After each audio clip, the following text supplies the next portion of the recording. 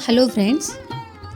जब माँ बेटे से बहू की शिकायतों का दफ्तर खोल देती है और यह सिलसिला किसी तरह खत्म होते नज़र नहीं आता तो बेटा उकता जाता है और दिन भर की थकान के कारण कुछ झुंझलाकर माँ से कहता है, तो आखिर तुम मुझसे क्या करने को कहती हो अम्मा? मेरा काम स्त्री को शिक्षा देना तो नहीं है, यह तो तुम्हारा काम है।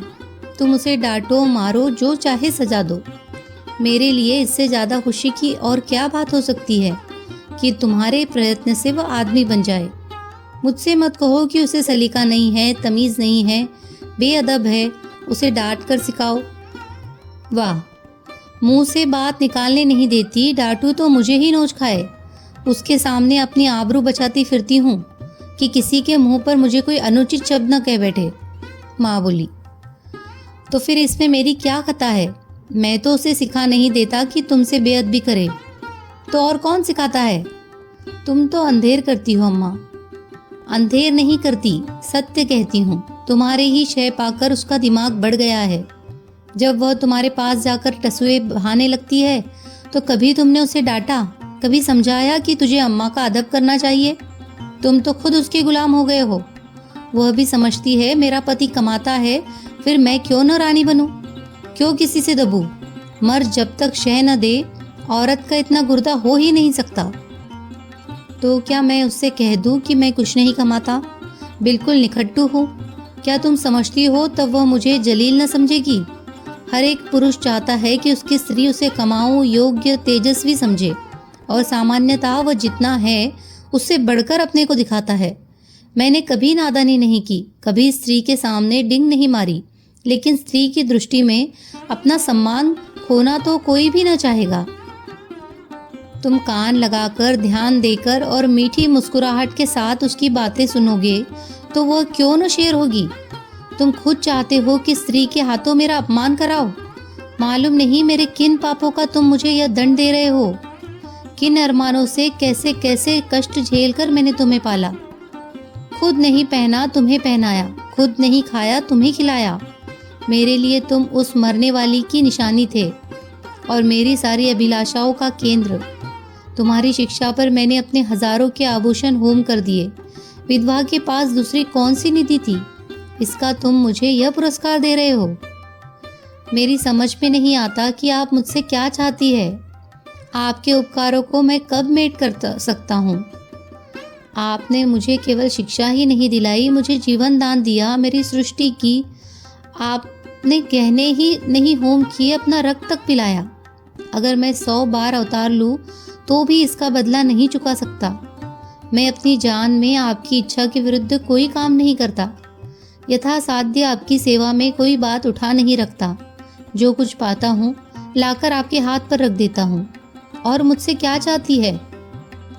और मैं कर ही क्या सकता हूँ? ईश्वर ने हमें तथा आपको और सारे संसार को पैदा किया। उसका हम उसे क्या बदला देते हैं? क्या बदला दे सकते हैं? उसका नाम भी तो नहीं लेते, उसका यश भी तो नहीं गाते। इससे क्या उसके उपकारों का भार कुछ कम हो जाता है? माँ के बलिदानों का प्रतिशोध कोई बेटा नहीं कर सकता, चाहे वो भूमंडल का स्वामी ही क्यों न हो। ज़्यादा से ज़्यादा मैं आपकी दिलजोई तो कर सकता हूँ, और मुझे याद नहीं आता कि मैंने कभी आपको असंतुष्ट किया हो। तुम मेरी दिलजोई करते हो। तुम्हारे घर में मैं इस तरह रहती हूँ जैसे कोई लौंडी। तुम्हारी बीवी कभी मेरी बात भी नहीं पूछती। मैं भी कभी बहू थी। रात को घंटे भर सास की देह दबाकर, उनके सिर में तेल डालकर, उन्हें दूध पिलाकर तब बिस्तर पर जाती थी। तुम्हारी स्त्री 9 बजे अपनी किताबें लेकर अपनी सहनची में जा बैठती है, दोनों खिड़कियां खोल लेती है और मजे से हवा खाती है। मैं मरूं या जीऊं उससे मतलब नहीं, इसीलिए मैंने पाला था। तुमने मुझे पाला था तो यह सारी सेवा मुझसे लेनी चाहिए थी, मगर तुमने मुझसे कभी नहीं कहा। मेरे अन्य मित्र भी है, उनमें भी मैं किसी को माँ की देह की मुक्कियाँ लगाते नहीं देखता। आप मेरे कर्तव्य का भार मेरी स्त्री पर क्यों डालती है? अगर वह आपकी सेवा करे तो मुझसे ज़्यादा प्रसन्न और कोई न होगा। मेरी आंखों में उसकी इज्जत दुनी हो जाएगी। शायद उससे और ज़्यादा प्रेम करने लगूं। लेकिन अगर वह आपकी सेवा नहीं करती तो आपको उससे अप्रसन्न होने का कोई कारण नहीं है। शायद उसकी जगह मैं होता तो मैं भी ऐसा ही करता।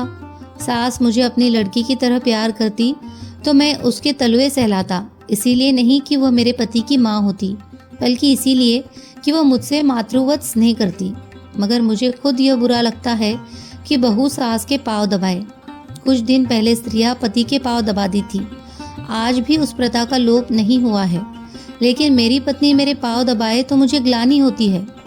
मैं उससे कोई ऐसी खिदमत नहीं लेना चाहता जो मैं उसकी भी न कर सकूं। यह रस्म इस जमाने की यादगार है, जब स्त्री पति की लौंडी समझी जाती थी। अब पत्नी और पति दोनों बराबर है, कम से कम मैं ऐसा ही समझता हूँ। तो मैं कहती हूँ कि तुम्ही ने उसे ऐसी ऐसी बातें पढ़ाकर शेर कर दिया है। तुम ही मुझसे बैर साध रहे हो। ऐसी निर्लज्ज, ऐसी बदजबान, ऐसी टर्री फूहड़ छोकरी संसार में न होगी। घर में अक्सर मोहल्ले की बहनें मिलने आती रहती है। यह राजा की बेटी न जाने किन गवारों में पली है कि किसी का भी आदर सत्कार नहीं करती, कमरे से निकलती तक नहीं। कभी कभी जब वे खुद उसके कमरे में चली जाती है तो भी यह गधी चारपाई से नहीं उठती, प्रणाम तक नहीं करती, चरण छूना तो दूर की बात है। वह देविया तुमसे मिलने आती होगी, तुम्हारे और उनके बीच में न जाने क्या बातें होती हो। अगर तुम्हारी बहू बीच में आ कूदे तो मैं उसे बदतमीज कहूँगा। कम से कम मैं तो कभी पसंद न करूँगा कि जब मैं अपने मित्रों से बातें कर रहा हूँ तो तुम या तुम्हारी बहू वहाँ जाकर खड़ी हो जाए। स्त्री भी अपने सहेलियों के साथ बैठी हो तो मैं वहाँ बिना बुलाए न जाऊँगा। यह तो आजकल का शिष्टाचार है। तुम तो हर बात में उसी का पक्ष करते हो बेटा। न जाने उसने कौन सी जड़ी सुंघा दी है तुम्हें। ये कौन कहता है कि वह हम लोगों के बीच में आ कूदे, लेकिन बड़ों का उसे कुछ तो आदर सत्कार करना चाहिए। किस तरह? आकर आंचल से उसके चरण छुए, प्रणाम करे, पान खिलाए, पंखा झले। इन्हीं बातों से बहू का आदर होता है। लोग उसकी प्रशंसा करते हैं, नहीं तो सब की सब यही कहती होगी कि बहू को घमंड हो गया है, किसी से सीधे मुंह बात नहीं करती। हाँ, यह अवश्य उसका दोष है, मैं उसे समझा दूंगा। तुमसे सच कहती हूँ बेटा, चारपाई से उठती तक नहीं। सब औरतें थोड़ी थोड़ी करती है, मगर उसे तो शर्म जैसे छू ही नहीं गई, और मैं हूँ कि मारे शर्म के मरी जाती हूँ। यही मेरी समझ में नहीं आता कि तुम हर बात में अपने को उसके कामों की जिम्मेदार क्यों समझ लेती हो। मुझ पर दफ्तर में न जाने कितनी घुड़कियाँ पड़ती है, रोज ही तो जवाब तलब होता है, लेकिन तुम्हें उल्टे मेरे साथ सहानुभूति होती है। क्या तुम समझती हो अफसरों को मुझसे कोई बैर है जो अनायास ही मेरे पीछे पड़े रहते हैं, या उन्हें उन्माद हो गया है जो अकारण ही मुझे काटने दौड़ते हैं? नहीं, इसका कारण यही है कि मैं अपने काम में चौकस नहीं हूँ। गलतियाँ करता हूँ, सुस्ती करता हूँ, लापरवाही करता हूँ। जहाँ अफसर सामने से हटा के लगे समाचार पत्र पढ़ने या ताश खेलने, क्या उस वक्त हमें यह ख्याल नहीं रहता कि काम पड़ा हुआ है और यह साहब डांट ही तो बताएंगे, सिर झुकाकर सुन लेंगे, बाधा टल जाएगी। पर ताश खेलने का अवसर नहीं है। लेकिन कौन परवाह करता है? सोचते हैं तुम मुझे दोषी समझकर भी मेरा पक्ष लेती हो, और तुम्हारा बस चले तो हमारे बड़े बाबू को मुझसे जवाब तलब करने के अभियोग में काले पानी भेज दो। मेरे लड़के को कोई सजा देगा तो क्या मैं पान फूल से उसकी पूजा करूंगी? हर एक बेटा अपनी माता से इसी तरह की कृपा की आशा रखता है, और सभी माताएं अपने लड़कों के ऐबों पर पर्दा डालती है। फिर बहुओं की ओर से क्यों उनका हृदय इतना कठोर हो जाता है, यह मेरी समझ में नहीं आता। तुम्हारी बहू पर जब दूसरी स्त्रियां चोट करे तो तुम्हारे मातृस्नेह का यह धर्म है कि तुम उसकी तरफ से क्षमा मांगो, कोई बहाना कर दो, उनकी नजरों में उसे उठाने की चेष्टा करो। इस तिरस्कार में तुम क्यों उनसे सहयोग करती हो? तुम्हें क्यों उसके अपमान में मजा आता है? मैं भी तो हर एक ब्राह्मण या बड़े बूढ़े का आदर सत्कार नहीं करता। मैं किसी ऐसे व्यक्ति के सामने सिर झुका ही नहीं सकता जिसे मुझे हार्दिक श्रद्धा न हो। केवल सफेद बाल, सुखड़ी हुई खाल, पोपला मुंह और झुकी हुई कमर किसी को आदर का पात्र नहीं बना देती, और न जनेऊ या तिलक या पंडित और शर्मा की उपाधि ही भक्ति की वास्तु है। मैं लकीर पीटू सम्मान को नैतिक अपराध समझता हूँ। मैं तो उसी का सम्मान करूँगा जो मनसा वाचा कर्मणा हर पहलू से सम्मान के योग्य है, जिसे मैं जानता हूँ कि मक्कारी, स्वार्थ साधन और निंदा के सिवा और कुछ नहीं करता, जिसे मैं जानता हूँ कि रिश्वत और सूद तथा खुशामद की कमाई खाता है, वह अगर ब्रह्मा की आयु लेकर भी मेरे सामने आए तो भी मैं उसे सलाम न करूँ। इसे तुम मेरा अहंकार कह सकती हो, लेकिन मैं मजबूर हूँ। जब तक मेरा दिल न झुके मेरा सिर भी न झुकेगा। मुमकिन है तुम्हारी बहू के मन में भी उन देवियों की ओर से अश्रद्धा के भाव हो। उनमें से 2-4 को मैं भी जानता हूँ। है वे सब बड़े घर की, लेकिन सबके दिल छोटे, विचार छोटे। कोई निंदा की पुतली है तो कोई खुशामद में युक्त, कोई गाली गलौज में अनुपम। सभी रूढ़ियों की गुलाम, ईर्ष्या द्वेष से जलने वाली। एक भी ऐसा नहीं जिसने अपने घर को नरक का नमूना न बना रखा हो। अगर तुम्हारी बहू ऐसी औरतों के आगे सिर नहीं झुकाती तो मैं उसे दोषी नहीं समझता। माँ बोली, अच्छा अब चुप रहो बेटा। देख लेना तुम्हारी ये रानी एक दिन तुमसे चूल्हा न जलवाए और झाड़ू न लगवाए तो सही। औरतों को बहुत सिर चढ़ाना अच्छा नहीं होता। इस निर्लज्जता की भी कोई हद है कि बूढ़ी सास तो खाना पकाए और जवान बहू बैठी उपन्यास पढ़ती रहे। बेशक ये बुरी बात है और मैं हरगिज नहीं चाहता कि तुम खाना पकाओ और वह उपन्यास पढ़े, चाहे वो उपन्यास प्रेमचंद जी ही के क्यों न हो। लेकिन यह भी तो देखना होगा कि उसने अपने घर कभी खाना नहीं पकाया। वहाँ रसोईया महाराज है, और जब चूल्हे के सामने जाने से उसके सिर में दर्द होने लगता है तो उसे खाना पकाने के लिए मजबूर करना उस पर अत्याचार करना है। मैं तो समझता हूँ जो जो हमारे घर की दशा का उसे ज्ञान होगा उसके व्यवहार में आप ही आप होती जाएगी। यह उसके घर वालों की गलती है कि उन्होंने उसकी शादी किसी धनी घर में नहीं की। हमने भी यह शरारत की कि अपनी असली हालत उनसे छिपाई और यह प्रकट किया कि हम पुराने रईस हैं। अब हम किस मुंह से यह कह सकते हैं कि तू खाना पका या बर्तन मांज अथवा झाड़ू लगा। हमने उन लोगों से छल किया है और उसका फल हमें चखना पड़ेगा।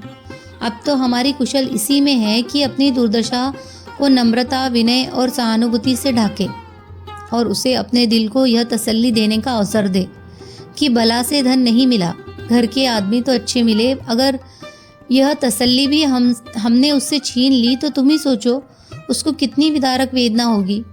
शायद वह हम लोगों की सूरत से भी घृणा करने लगे। उसके घर वालों को 100 दफे गरज थी तब हमारे यहाँ ब्याह किया। हम कुछ उनसे भीख मांगने गए थे। उनको अगर लड़के की गरज थी तो हमें धन और कन्या दोनों की गरज थी। यहाँ के बड़े बड़े रईस हमसे नाता करने को मुंह फैलाए हुए थे, इसीलिए कि हमने रईसों का स्वांग बना रखा है। घर की असली हालत खुल जाए तो कोई बात भी ना पूछे। तो तुम्हारे ससुराल वाले ऐसे कहाँ के रईस है? इधर जरा वकालत चल गई तो रईस हो गए, नहीं तो तुम्हारे ससुर के बाप मेरे सामने चपरासगिरी करते थे। और लड़की का यह दिमाग कि खाना पकाने से सर में दर्द होता है। अच्छे अच्छे घरों की लड़कियां गरीबों के घर जाती है और घर की हालत देखकर वैसा ही बर्ताव करती है। यह नहीं कि बैठी अपने भाग्य को खुशा करे। इस छोकरी ने हमारे घर को अपना समझा ही नहीं। जब तुम समझने भी दो, जिस घर में घुड़कियों, गालियों और कटुताओं के सिवा और कुछ न मिले, उसे अपना घर कौन समझे? घर तो वह है जहाँ स्नेह और प्यार मिले। कोई लड़की डोली से उतरते ही सास को अपनी माँ नहीं समझती। माँ तभी समझेगी जब सास पहले उसके साथ माँ का सा बर्ताव करे, बल्कि अपनी लड़की से ज़्यादा प्रिय समझे। अच्छा अब चुप रहो, जी न जलाओ। यह जमाना ही ऐसा है कि लड़कों ने स्त्री का मुंह देखा और उसके गुलाम हुए। यह सब न जाने कौन सा मंत्र सीख कर आती है। यह बहू बेटी के लक्षण है कि पहर दिन चढ़े सोकर उठे। ऐसी कुलच्छनी बहू का तो मुंह न देखे। मैं भी तो देर में सोकर उठता हूँ अम्मा, मुझे तो तुमने कभी नहीं कोसा। तुम हर बात में उससे अपनी बराबरी करते हो। यह उसके साथ घोर अन्याय है, क्योंकि जब तक वह इस घर को अपना नहीं समझती तब तक उसकी हैसियत मेहमान की है, और मेहमान की हम खातिर करते हैं, उसके ऐब नहीं देखते। ईश्वर न करे कि किसी को ऐसी बहू मिले। वो तुम्हारे घर में रह चुकी। क्या संसार में औरतों की कमी है? औरतों की कमी तो नहीं, मगर देवियों की कमी जरूर है। नौ जैसी औरत सोने लगती है तो बच्चा चाहे रोते रोते बेदम हो जाए, मिनकती तक नहीं। फूल सा बच्चा लेकर मैके गई थी, 3 महीने में लौटी तो बच्चा आधा भी नहीं है। तो क्या मैं ये मान लूँ कि तुम्हें उसके लड़के से जितना प्रेम है उतना उसे नहीं है? यह तो प्रकृति के नियम के विरुद्ध है। और मान लो वो निर्मोहिन ही है तो यह उसका दोष है। तुम क्यों उसकी जिम्मेदारी अपने सिर लेती हो? उसे पूरी स्वतंत्रता है, जैसे चाहे अपने बच्चे को पाले। अगर वह तुमसे कोई सलाह पूछे, प्रसन्न मुख से दे दो। न पूछे तो समझ लो उसे तुम्हारी मदद की जरूरत नहीं है। सभी माताएं अपने बच्चे को प्यार करती है और वह अपवाद नहीं हो सकती। तो मैं सब कुछ देखूं, मुंह न खोलूं? घर में आग लगते देखो और चुपचाप मुंह में कालिक लगाए खड़ी रहो? तुम इस घर को जल्द छोड़ने वाली हो, उसे बहुत दिन रहना है। घर की हानि लाभ की जितनी चिंता उसे हो सकती है, तुम्हें नहीं हो सकती। फिर मैं कर ही क्या सकता हूँ? ज़्यादा से ज़्यादा उसे डांट बता सकता हूँ, लेकिन वह डांट की परवाह न करे और तुर्की बतुर्की जवाब दे तो मेरे पास ऐसा कौन सा साधन है जिससे मैं उसे ताड़ना दे सकूं? तुम 2 दिन न बोलो तो देवता से सीधे हो जाओ, सामने नाक रगड़े। मुझे इसका विश्वास नहीं है। मैं उससे न बोलूँगा, वो भी मुझसे न बोलेगी। ज़्यादा पीछे पड़ूंगा तो अपने घर चली जाएगी। ईश्वर यही दिन लाए मैं तुम्हारे लिए नई बहू लाऊं। संभव है इसकी भी चची हो। सहसा बहू आकर खड़ी हो जाती है और माँ और बेटा दोनों स्तंभित हो जाते हैं, मानो कोई बम गोला आ गिरा हो। रूपवती, नाजुक मिजाज, गर्वीली रमणी है, जो मानो शासन करने के लिए ही बनी है। कपोल तमतमाए हुए हैं, पर अधरों पर विष भरी मुस्कान है और आंखों में व्यंग मिला परिहास। माँ अपनी जेब छुपाकर बोली, तुम्हें कौन बुलाने गया था? बहू बोली, क्यों, यहाँ जो तमाशा हो रहा है उसका आनंद मैं न उठाऊं? माँ बेटे के बीच में तुम्हें दखल देने का कोई हक नहीं, बेटा बोला। बहू की मुद्रा सहसा कठोर हो जाती है। अच्छा, आप जबान बंद रखिए। जो पति अपनी स्त्री की निंदा सुनता रहे वो पति बनने के योग्य नहीं। वह पति धर्म का क ख ग ग भी नहीं जानता।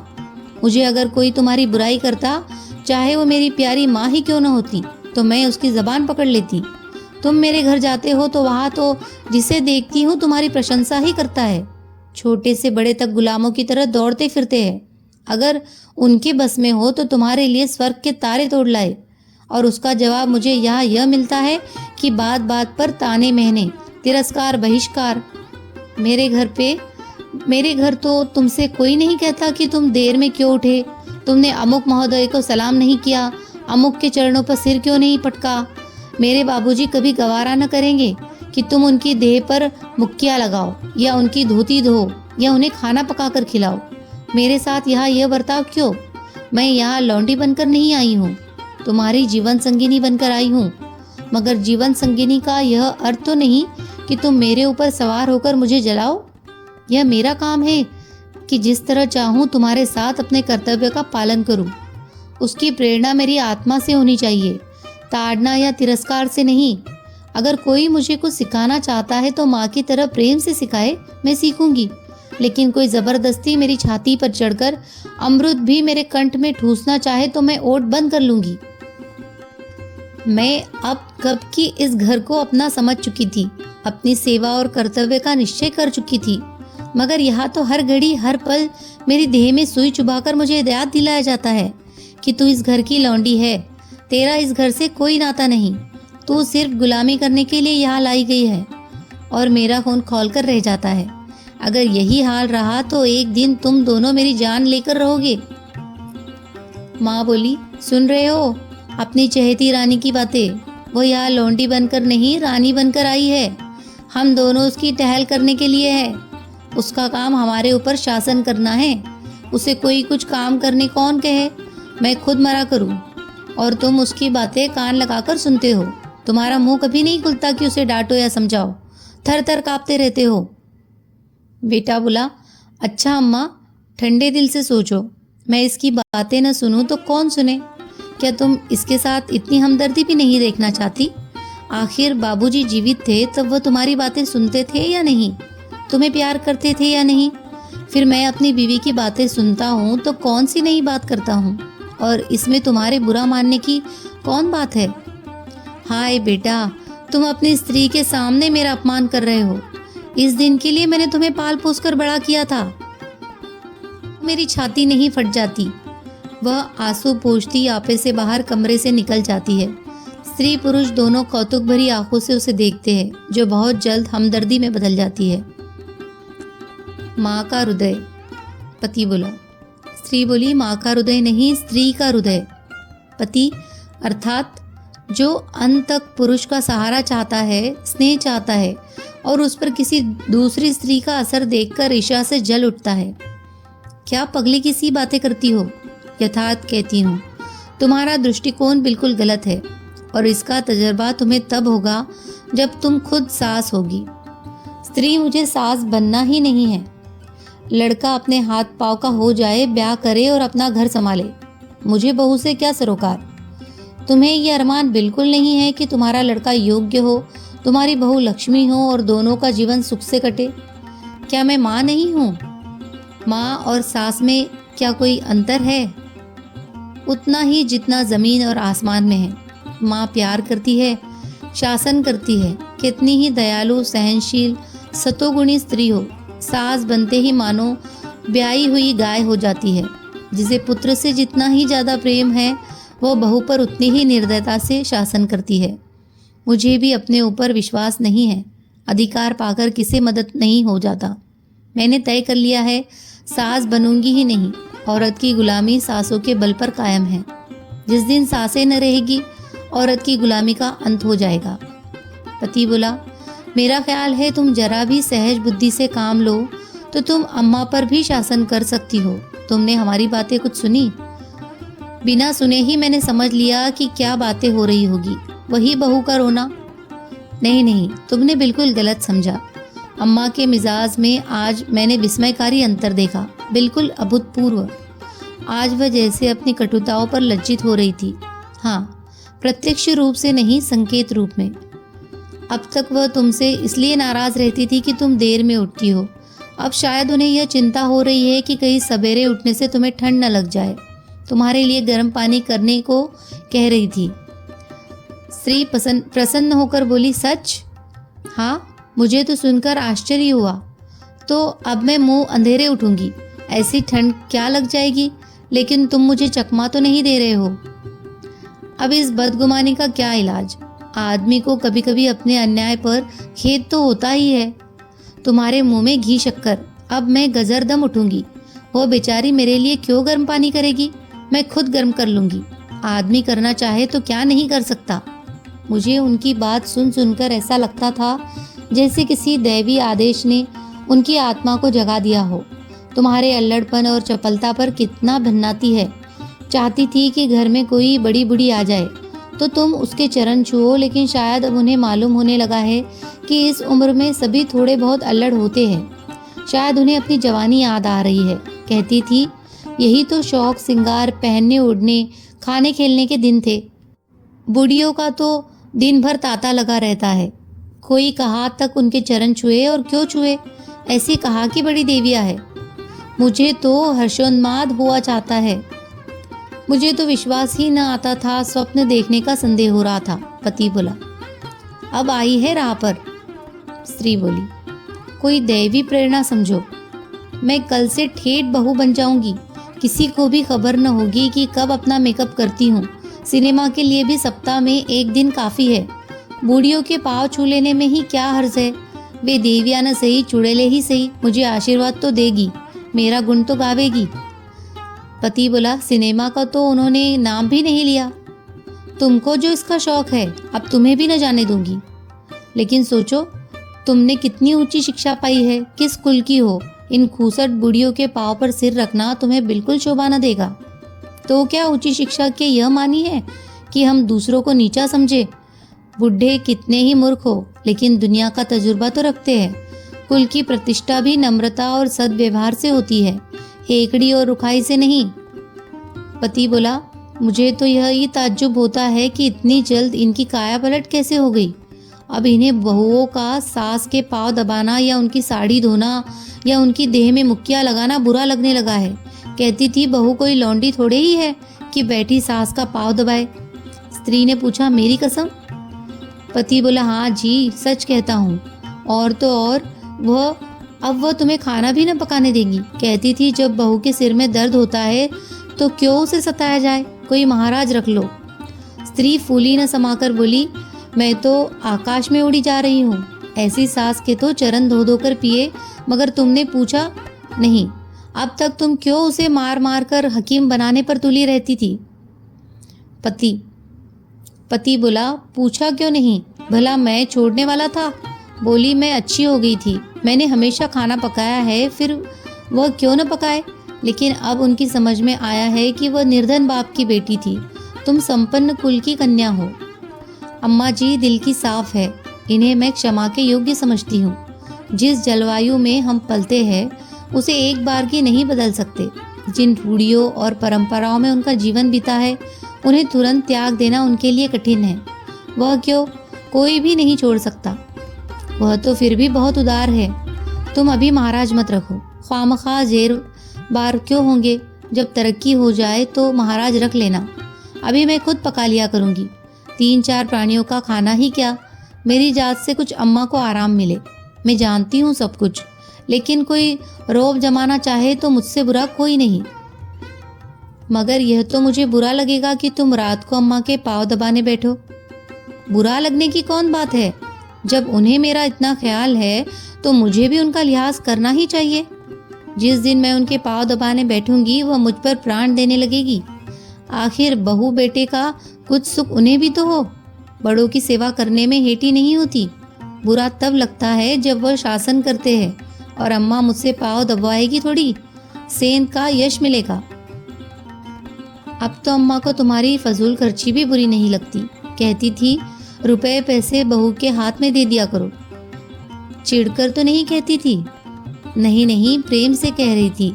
उन्हें अब भय हो रहा है कि उनके हाथ में पैसे रहने से तुम्हें असुविधा होती होगी। तुम बार बार उनसे मांगती, लजाती भी होगी और डरती भी होगी, एवं तुम्हें अपनी ज़रूरतों को रोकना पड़ता होगा। ना भैया, मैं ये जंजाल अभी अपने सिर न लूँगी। तुम्हारी थोड़ी सी तो आमदनी है, कहीं जल्दी से खर्च हो जाए तो महीना कटना मुश्किल हो जाए। थोड़े में निर्वाह करने की विद्या उन्हीं को आती है। मेरी ऐसी ज़रूरतें ही क्या है। मैं तो केवल अम्मा जी को चिढ़ाने के लिए उनसे बार बार रुपए मांगती थी। मेरे पास तो खुद 100-50 रुपए पड़े रहते हैं। बाबूजी का पत्र आता है तो उसमें 10-20 के नोट ज़रूर होते हैं, लेकिन अब मुझे हाथ रोकना पड़ेगा। आखिर बाबूजी कब तक देते चले जाएंगे। और यह कौन सी अच्छी बात है कि मैं हमेशा उन पर टैक्स लगाती रहूं। देख लेना अम्मा अब तुम्हें कितना प्यार करती है। तुम भी देख लेना मैं उनकी कितनी सेवा करती हूँ। मगर शुरू तो उन्होंने किया, केवल विचार में, व्यवहार में आरंभ मेरी ही ओर से होगा। भोजन पकाने का समय आ गया, चलती हूँ। आज कोई खास चीज़ तो नहीं खाओगे। तुम्हारे हाथों की रोकी रोटियां भी पकवान का मज़ा देगी। अब तुम नटखटी करने लगे हो। आप सुन रहे थे मुंशी प्रेमचंद द्वारा लिखी हुई कहानी गृह नीति। अगर आपको कहानी पसंद आई हो और आप इसी तरह की और कहानियाँ सुनना चाहते हो तो हमारे चैनल को सब्सक्राइब कीजिए। धन्यवाद।